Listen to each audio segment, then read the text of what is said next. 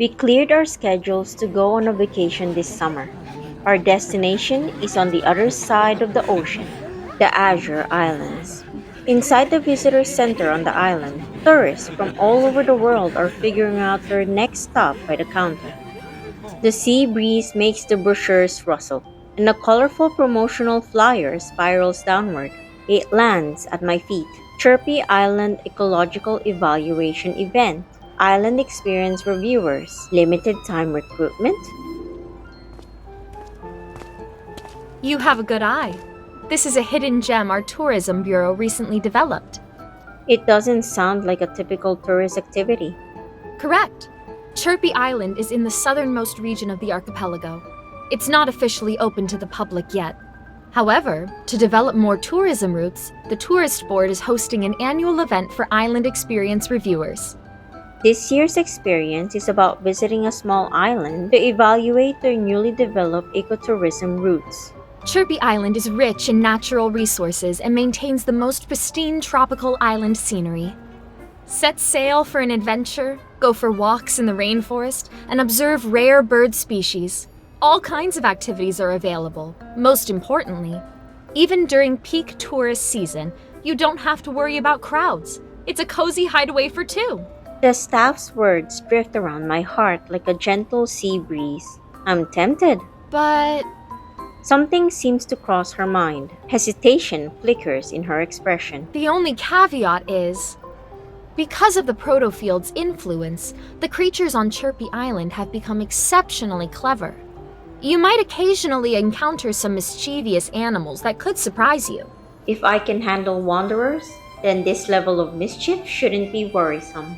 On the flyer, the island is surrounded by verdant forest and emerald waters that shimmer like translucent jade.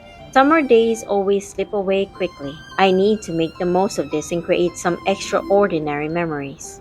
I'll ask him to try this out with me.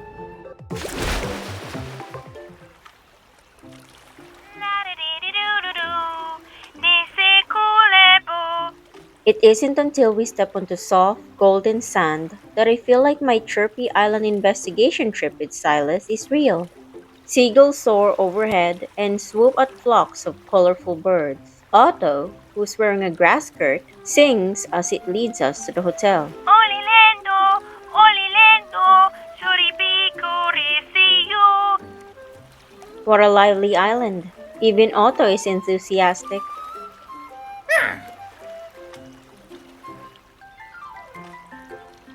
Neither Mephisto nor I can understand Otto's song, but Sylus seems to be at ease. He even occasionally hums along. Do you understand what it's singing?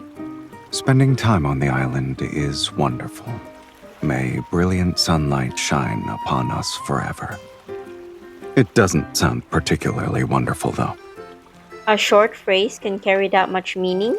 Sylus waves the book in his hand. On its colorful cover is the following: Dummy's Guide for Azure's 9 Dialects. You bought that from the captain less than 2 hours ago. 2 hours is enough. Fine, but Mr. Translator, the sun doesn't shine forever. Our exploration will be conducted at night for the most part. I pat Sylus's shoulder with a flourish and show him the email the Environmental Protection Association sent. At night, we can go on a surprise tour to see bioluminescent sea trenches in a crystal forest. It was arranged by yours truly. Is that so? No wonder this looks more wonderful. Before Sylus can finish his sentence, Mephisto suddenly cries out. A daring seagull uses his head as a launch pad to take flight.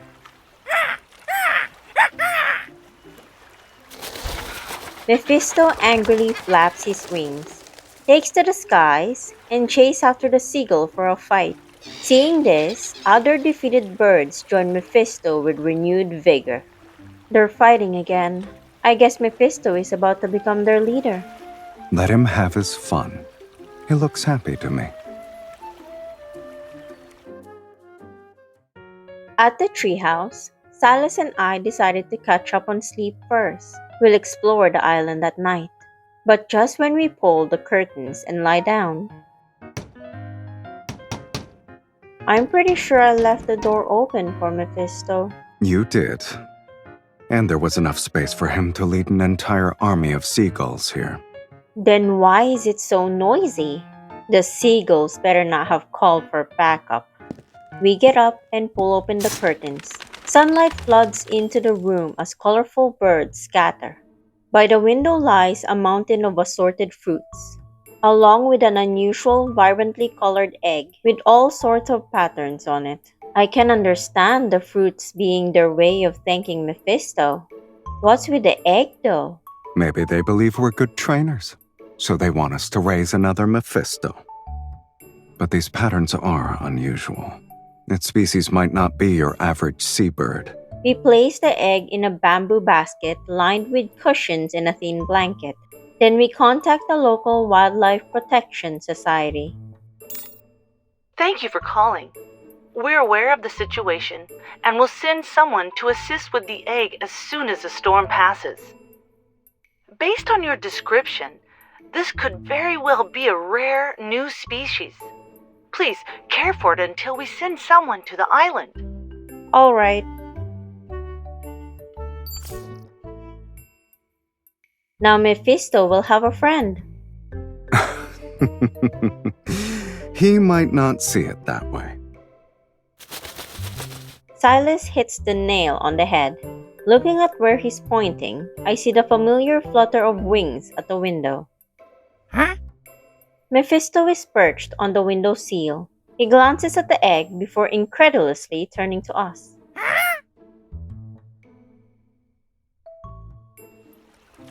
After choosing the name Yuan for the bird, we prepare to care for it and listen to the society members' advice. While Otto looks for an incubator, Sylus and I transform the garden swing chair into a luxury bird nest under Mephisto's watchful gaze.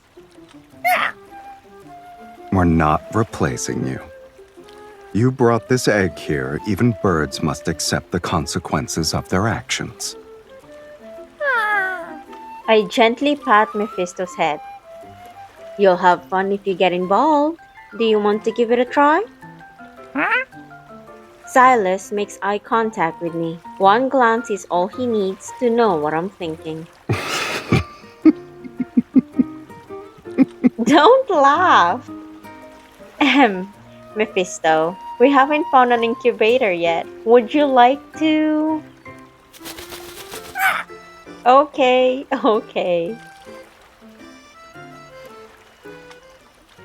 After searching across the entire island, Otto finds the only spare incubator available.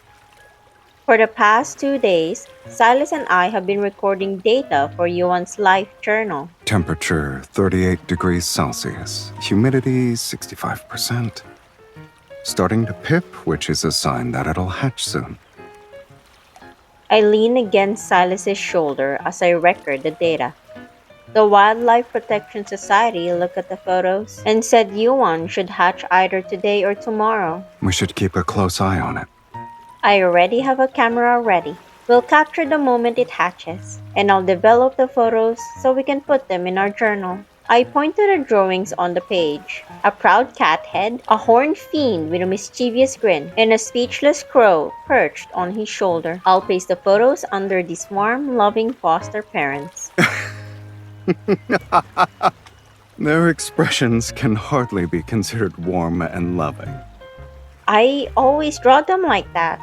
I only realized it after the fact. Then we might as well raise it to be fierce and intimidating. A family should be consistent. The Wildlife Protection Society will have a meltdown if Yuan was like that. Why don't we... As I speak, I pinch Sylus's cheeks with both hands. What? Practice being warm and loving in advance? Yeah, it's definitely possible. I smile before kissing the corner of his mouth. Sylus is about to say something, but a crisp sound interrupts him. We both turn our heads. A fluffy little head emerges from the eggshell. Small, beady black eyes stare at me and Sylus. Sylus, we did it! Hmm. Yuan wobbles out and steps into my palm. I carefully lift him up. The bird doesn't look fierce. We'll see what they become under our care. Oh, right. Let's take a picture. I pull out my camera and point it at Yuan. But Mephisto arrives, drawn in by the commotion. He warily eyes Yuan. Mephisto, our birdie is just a baby. Don't fight. Before I can continue, Yuan tilts their head and stretches their neck. They peck Mephisto on the beak. My fingers react faster than my brain as I press the shutter button. Huh? He flew away. Yuan won without breaking a sweat. Sylus pokes Yuan, who takes this chance to hop onto his fingertip. Ah, I see. Calling you fierce would be an understatement.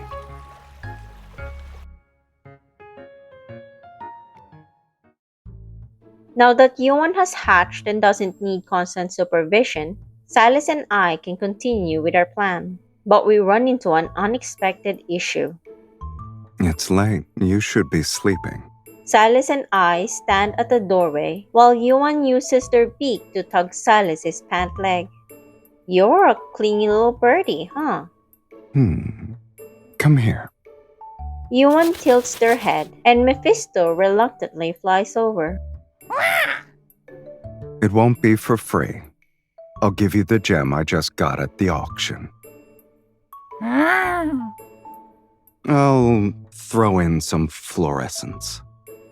After saying a few words, Mephisto lands next to Yuan. Sulking, he lures them away. Amazed, I stare at Sylus. He tosses me the keys to the boat. Let's go, Captain. The night is short and it won't wait for us. After reviewing the Environmental Protection Association's recommendations, Sylus and I follow the map to reach the fluorescent trench. I think this boat is older than I am. And there's no fluorescence here either.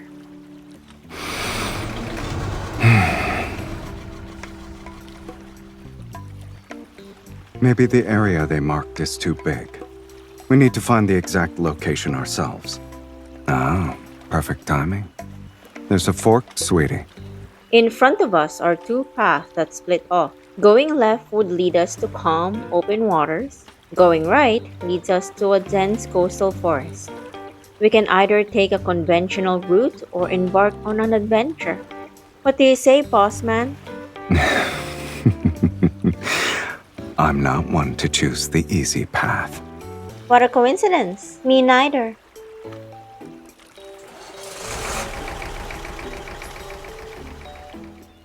The boat resumes its journey as we traverse the dense forest. We approach the cicada songs and the evening breeze. The sea beyond the forest remains surprisingly calm. We encounter several small, plump octopuses. Sylus, do you think Yuan would enjoy seafood as a treat? Did you become a pirate as soon as we landed on Chirpy Island? Try not to calculate your bounty in front of others. When the last word leaves Sylus's mouth, a little octopus spits out a blob of ink. Sylus dispels it with red-black mist. Fine, but Yuan has been a little picky lately. Wait, Sylus, do you think something's wrong with our boat? Watch out.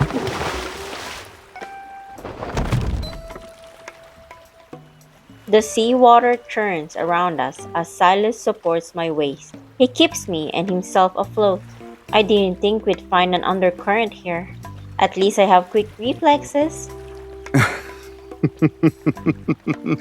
Ah, yes. You're quick enough to drag me down and feed me to the octopuses.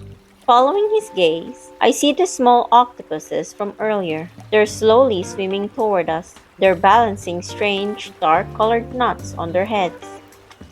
Are those chestnuts? It's probably their protective charms.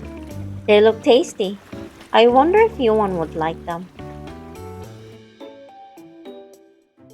With Mephisto's help, Silas and I explore many places on the island. Interestingly, Mephisto and Yuan have been spending more time together. They're friendlier with each other and often team up against common enemies.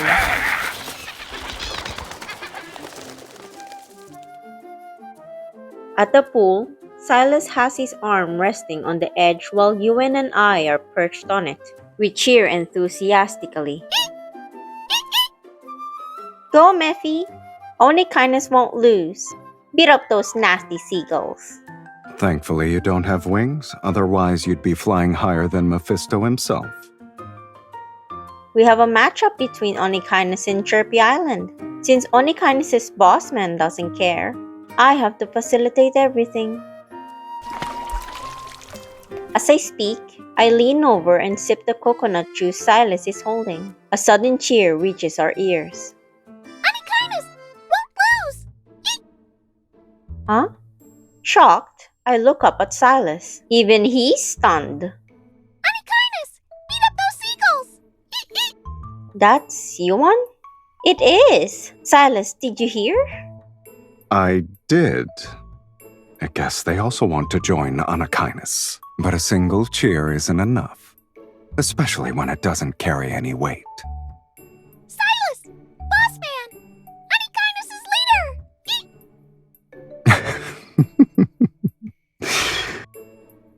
It's a clever response, I'll give you that.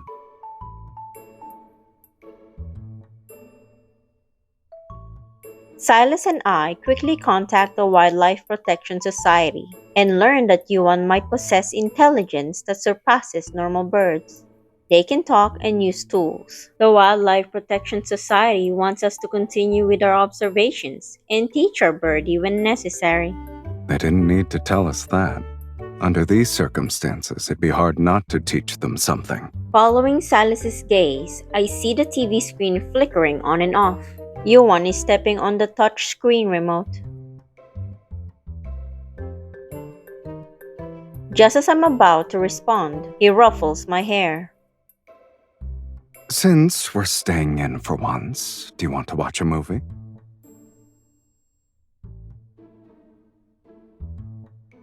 Half an hour later, Yuan is still gripping the remote with their talons. Meanwhile, we're cuddling on the sofa at a safe distance away from them. Nothing has caught your eye? Don't like! I don't like! No! Resting on Silas's lap, I idly play with his fingers and make different hand gestures out of boredom. I shouldn't have let them choose. We could be watching Bloodfall Island like you said. Are you tired? A little. It's mostly because my sleep schedule is messed up.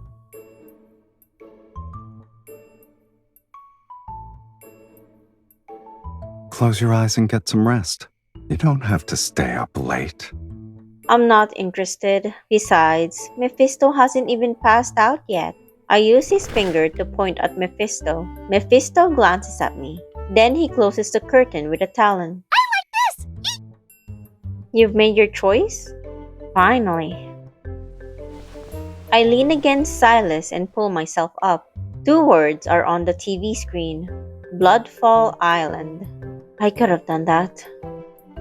Defeated, I fall back into Silas's arms. His soft laughter brushes against my ear.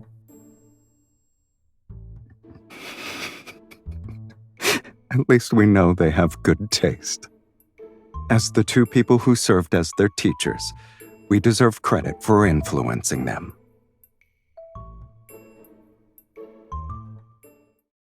In the middle of the night, a single treehouse shines brightly amidst the forest. Sample vials. Here. Silas takes them, places them in his bag, and slings it over one shoulder.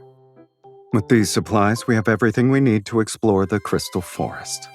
I feel like they'd be interested in those transformed crystal branches. We're not bringing them along? In the garden, Mephisto and Yuan are working like an assembly line. They carry gemstones in their beaks and pile them onto a bird's nest. They're amicable. It's not that I don't want to bring them, but what can we do with a bird who refuses to fly? Sylus picks up a gemstone and waves it at Yuan. Yuan is about to spread their wings, but then they look at the feathers on their chest before staring at us with pleading eyes. Don't fly! Eep! Give it to me! Eep! They want to be flightless, sweetie. I can't do anything about that. As he speaks, Sylus puts the gemstone away. Yesterday, they tried to fly, failed, and lost 2 chest feathers in the process. Then they stared at their reflection in the mirror for who knows how long. Let's go. The path through the crystal forest is rugged, and we don't have time to look after them.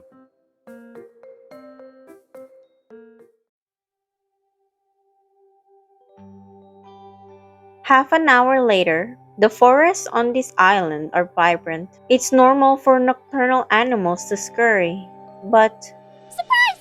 Eep! Crystal branch! Eep! Eep! proudly swishing their tail feathers, Yuan emerges from the bushes. I bent down to poke them. How did you two get here? They probably found a crow willing to be their chauffeur. You used to be so well behaved. How did you become even more rebellious than Mephisto? They didn't want to stay home, so they followed us. Yuan ruffles their feathers, and Mephisto immediately flies over to their side. Oh, birds of a feather flock together and look out for each other, huh? That's nice. Yeah, we're doing the same thing. As I watch the birds' antics, I feel a firm grip around my waist. Sylus's presence envelopes me. Even they know that kindred spirits should look after each other. So don't walk too far away from me.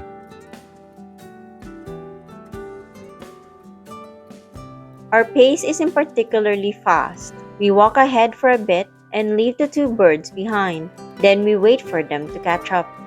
Yuan vigorously flaps their wings to keep up. With this kind of process, it's practically a flying exercise. How did we end up with a little materialist? They refuse to fly unless crystals are involved. Technically speaking, the first sign was when they stole your necklace and placed it on their nest. Why did they have to take after you? Before Sylus can catch what I said, I smile and tickle his palm. It's fine. Besides, they can't steal this giant treasure from my hands. It's definitely something to be proud of. A shadowy figure darts out under the moonlight. Yuan circles overhead.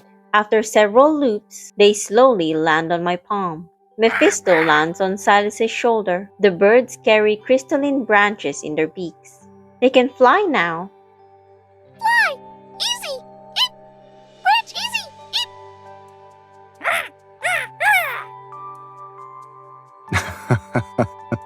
Yes, it's all thanks to you.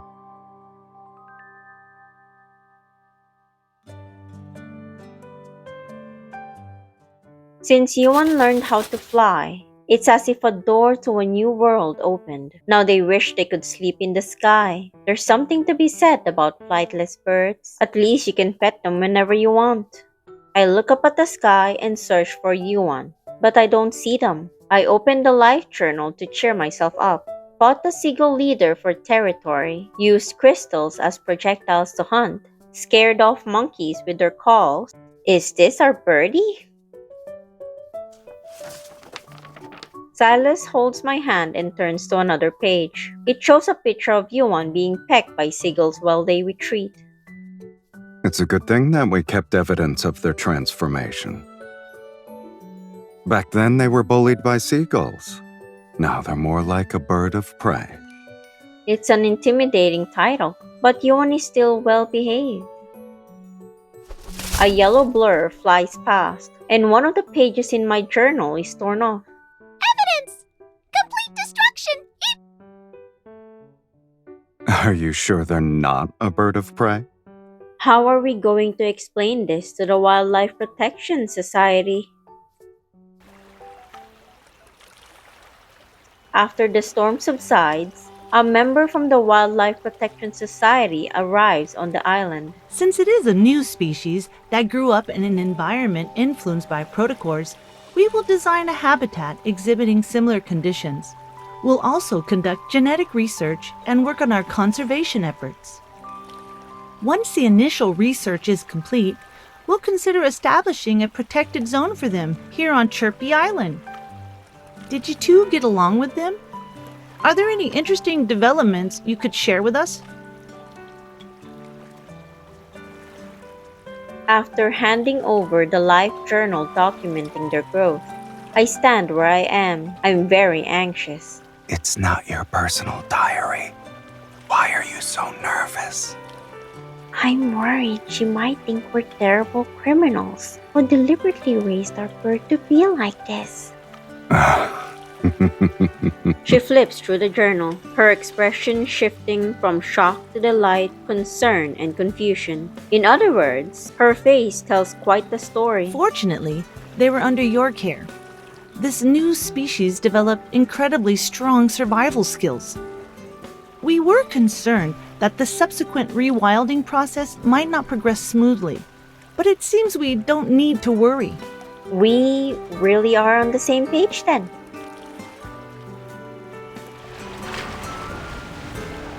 After Yuan is taken away, Mephisto carries the life journal back to his nest and is unusually quiet. As daylight fades and dusk takes its place, I sit on the beach swing until I feel the cool touch of a glass against my cheek. Are you worried about the birdie? I wonder if they'll be able to get along with the other birds at the Wildlife Protection Society without Mephisto. Sylus hands me the iced fruit juice. Then he leans against the back of the swing as we gently sway together.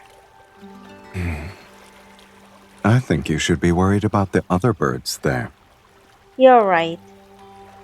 Considering Yuan's personality, I bet they'll establish an Onychinus bird division as soon as they arrive. I won't ask for royalties, but they should check in with me once there's a group. I guess warm and loving is still a challenge for us. Look at this first. Then you can draw your own conclusions. A crystal necklace shaped like a tree branch dangles before me.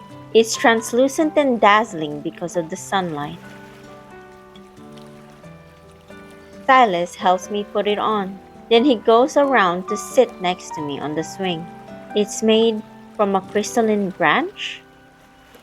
The birdie brought it back. They said it was a secret and a gift. I knew it. Our birdie might be fierce, but deep down they still care about people and want to be nice. You changed your tune quickly. I fiddle with the necklace and look at Sylus. Is Yuan the only one who cares about me? Probably. After all, I'm neither warm nor loving enough according to some people. I smile and wrap his finger around the necklace. Says who? The warmth and love I'm looking for isn't about being gentle all the time. Come to think of it, everything I know about warmth and love came from one person. What a coincidence. The same can be said about me. So this person you're talking about, did she spend an entire summer with you on an island? His fingers touch mine as we hold the necklace, and our shadows merge beneath the sunset's glow. They slowly become inseparable.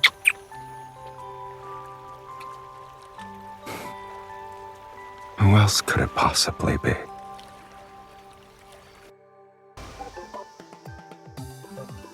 Sylus, can the egg understand us when we talk to it? It just moved.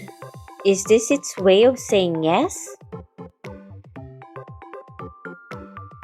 I can't think of anything off the top of my head since our birdie hasn't hatched yet.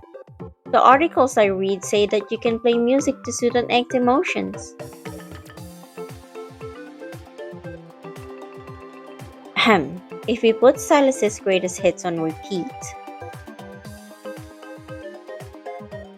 It sounds grand and useless at the same time. More importantly, will the birds first chirp you off key after they hatch? Yuan has grown feathers and resembles a round, plump Tangyuan. Even though you said that, you've gotten used to feeding them. Practice makes perfect. Now you can take care of Mephisto and newly hatched chicks.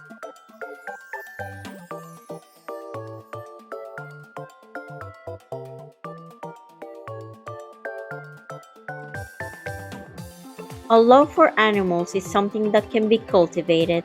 Look, our birdie is nuzzling your hand. They agree with what I'm saying. Silas, where's Yuan?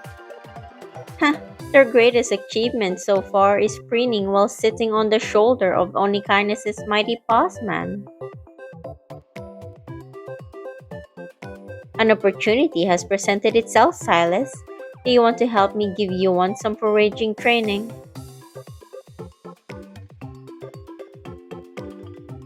Don't be so hard on our birdie.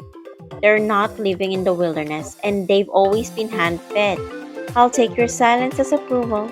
Look, Yuan, do you see these berries? You're tall, so it's more challenging, and it'll look more impressive in photos.